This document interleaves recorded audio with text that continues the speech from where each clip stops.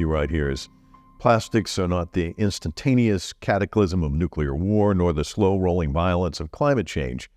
We're uncertain of their long-term effects, which I think we all agree on.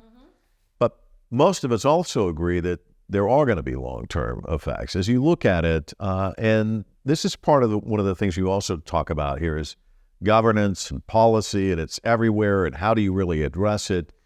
What do you think are going to be the long-term effects, and what should be done in terms of policing and policy?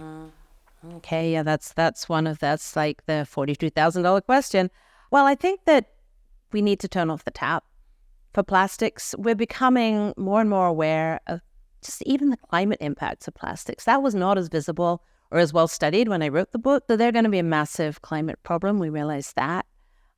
We realize that fossil fuel industry is just as implicit in production of plastics as they are in petroleum and gas.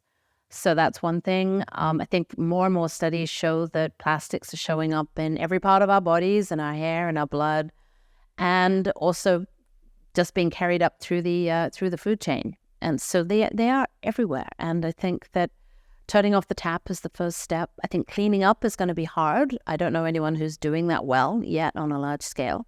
And then as far as laws go, one of the really exciting things for those of us who are interested in international politics is there's a new international plastics treaty that's being negotiated right now. And that is receiving a lot of support from different countries around the world, activist groups, even industry, depending, they have their own interests, but they are engaged and they want something. So I feel like that's going to be a very positive development.